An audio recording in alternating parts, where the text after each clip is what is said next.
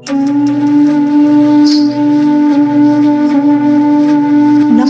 दोस्तों, महाभारत के पात्रों की श्रृंखला में आज हम बात कर रहे हैं महाभारत के प्रमुख पात्र पांडु पुत्र अर्जुन के जीवन परिचय के विषय में। दोस्तों, पांडु पुत्र अर्जुन के जीवन परिचय का यह 6वां भाग है। अगर आपने इसके पहले के सभी भाग अभी तक नहीं देखे हैं तो कृपा कर पहले आप उन भागों को देखिएगा, जिससे आपको पांडु पुत्र अर्जुन के जीवन परिचय को समझने में ज्यादा आसानी होगी।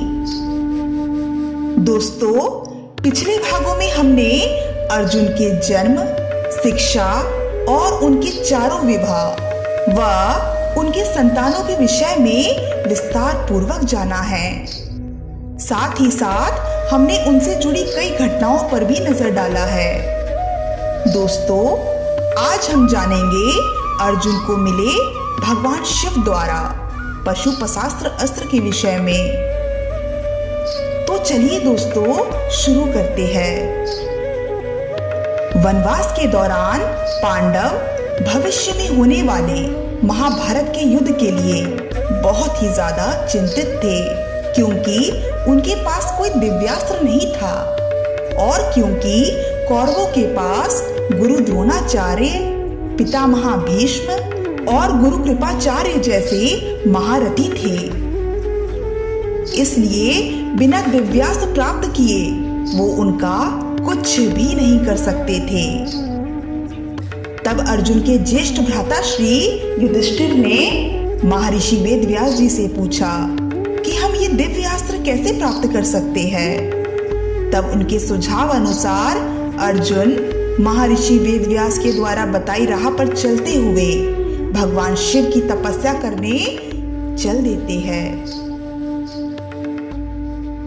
अर्जुन उत्तराखंड के पर्वतों से होते हुए एक बेहद खूबसूरत वन में जा पहुंचे। वहीं शांत वातावरण में बैठकर अर्जुन भगवान शिव की तपस्या करने लगे। फिर कुछ समय पश्चात शिव जी अर्जुन की परीक्षा लेने हेतु एक आक्रामक पशु रूपी माया जाल निर्मित करते हैं। वह आक्रामक पशु वन से गुजर रहे कुछ राहगीरों पर आक्रमण कर देता है।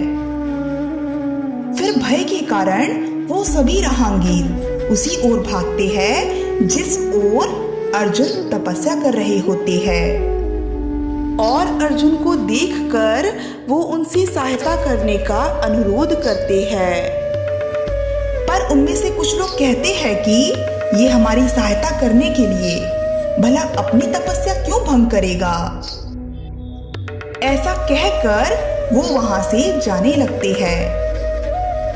तभी अर्जुन उनकी सहायता करने हेतु अपनी तपस्या भंग कर देते हैं और उस हिंसक पशु का वध करने के लिए निकल पड़ते हैं।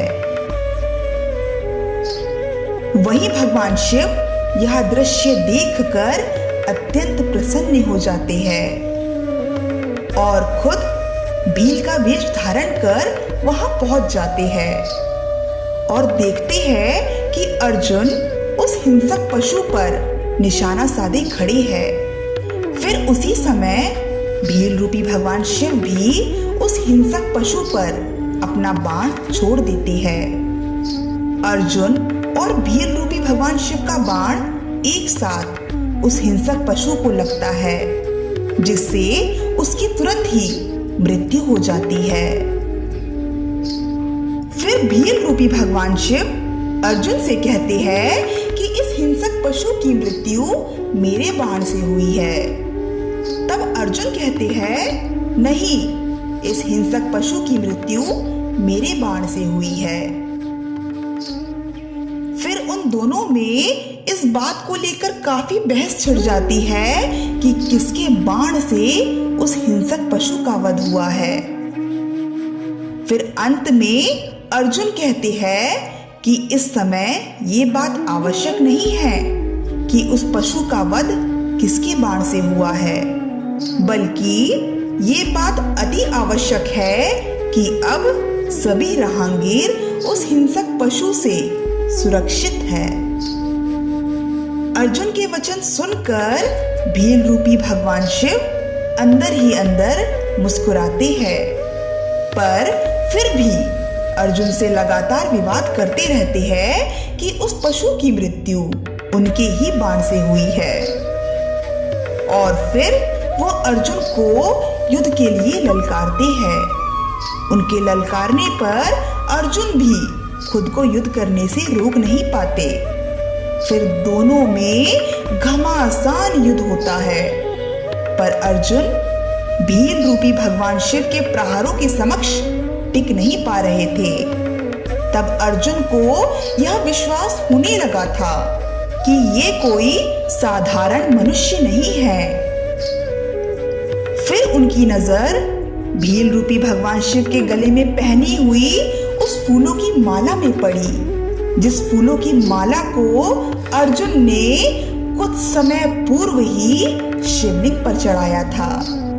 फिर अर्जुन ने भील रूपी भगवान शिव के चरणों पर गिरकर साक्षात दंडवत प्रणाम किया और उनसे कहा, हे प्रभु, मुझे आपको पहचानने में भूल कैसे हो गई? आप तो स्वयं भगवान शिव है। मुझे क्षमा कर दीजिए प्रभु, मैंने अनजाने में आप पर प्रहार कर दिया। फिर भगवान शिव अपने वास्तविक रूप में आ जाते हैं और अर्जुन से कहते हैं, तुम निश्चिंत रहो पुत्र, मैं तुमसे अति प्रसन्न हूँ। मैंने तुम्हारी परीक्षा लेने हेतु ये माया जाल निर्मित किया था, जिसमें तुम सफल रहे, और अब तुम्हारी तपस्या भी पूर्ण हुई।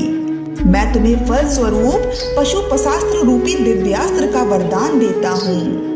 फिर भगवान शिव वहां से अंतर ध्यान हो गए। तो दोस्तों, आज के लिए बस इतना ही। अगली वीडियो में हम पांडु पुत्र अर्जुन के जीवन परिचय से संबंधित कई और घटनाओं पर चर्चा करेंगे। तब तक के लिए धन्यवाद।